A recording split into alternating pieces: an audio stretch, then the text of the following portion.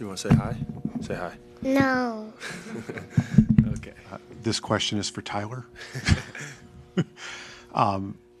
You guys struggle in Atlanta, and nothing goes in, and then you guys shoot 57 and 58 the last two nights here. Just how much different does everything feel after two nights of the ball actually just going in? Yeah, I mean, a lot of it's just the game of basketball. It's just how it goes.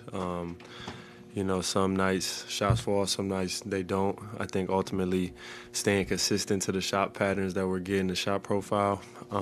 We've been generating good shots since the All-Star break, so we want to just continue to do that. We have amazing shooters on this team, guys that can attack, guys that can finish. So it's about trusting the process and sticking with what the coaching staff puts us through. We know you to be a player who trusts his teammates, but when they send to you late and Davion is sitting there on the wing, is there any hesitation whatsoever? And does it help that he was 5 of 5 from three last game too? I mean, it helps, but I said it after the game. He's one of the hardest workers that I've, played with. Just seeing how, since he's been here, how much time he puts into his craft, every single day. He's going to be right back at it again tomorrow morning.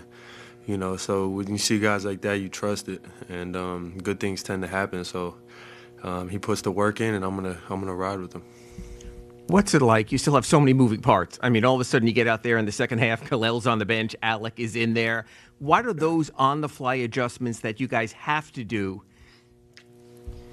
Now I feel bad finishing the question. What are those on-the-fly adjustments that you guys have to do? Like, what's that like? That all of a sudden, okay, no Khalil, Alec, we're going small. What's that like in the moment to have to adjust to?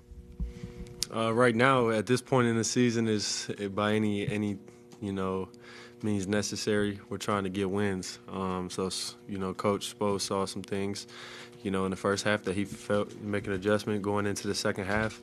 I don't think it's permanent. We'll see. But I think next game can be different. At this point, we're trying to just win by any means necessary. And whatever that takes, we're going to do. This is you guys' second straight game with 30 assists. Like, how much of that is you guys simply making shots or just like a changed approach in how you guys run your offense? No, like I said, just trying to continue to, generate good shots, game after game. Whether they go in, just depends on the ball in the rim. We just got to continue to generate those same shots.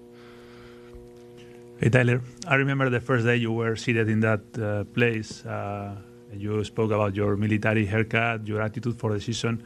I'd like to know how you're feeling right now, 5 months later, with all the things that happened, with your role after Jimmy left, winning also the three-point contest. I mean, how are you feeling? And I feel good. I feel good. It's a regular day for me, man. Just trying to get wins for my team. My mindset is about consistency right now. Coming in and day out, with the same mindset, trying to be consistent and, rely on my work. And trying to be more of a voice for the guys in the locker room and trying to lead. But nothing's changed for me. I came into the season with a clear mind, and my mind's clear as it's ever been. So I'm excited to continue to work and get better every day like I've been doing. Beautiful. Say bye-bye. Say bye-bye.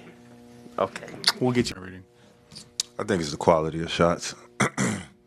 We're really working on offense to get great shots instead of just good shots or forced shots at the end of the shot clock.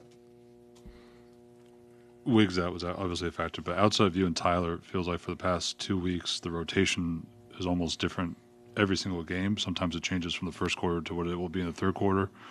How do you see your teammates responding to the constant change in minutes and rotation and role in a way? To me, it's just everybody staying ready.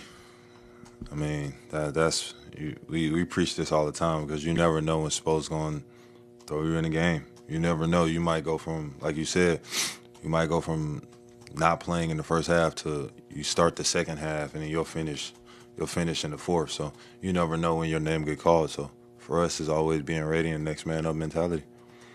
You guys outscored them 18-6 in second chance points. Like, whether or not it's you guys protecting a big lead or it's a close game, like how vital is it to control the possession game like that?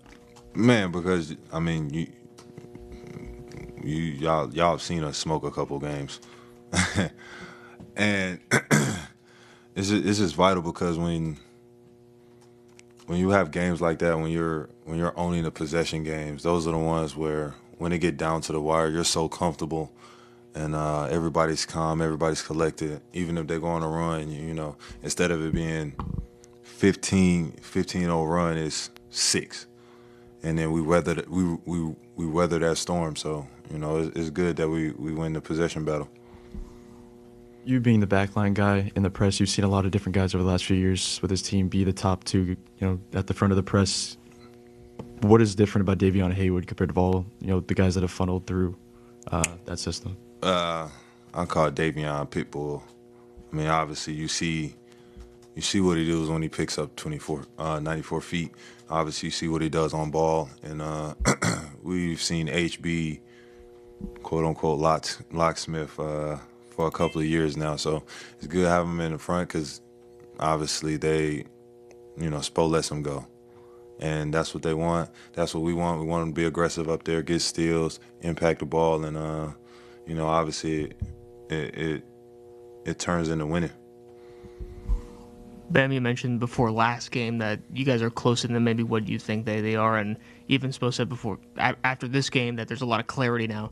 Do you feel like that you guys are even closer now to a breakthrough, or is it just you have to again prove it there on the court? I mean, we're always gonna have to prove it. Easier said than done, but when you go out here and get wins like this and you start stacking them and you obviously be like, dang, like we can beat certain teams, we can beat some of the teams that are in the higher standards than us, and you start to get faith, you start to grow, and then that's when everybody gets involved, that's when everybody starts to get that belief. Thank you. Thank you.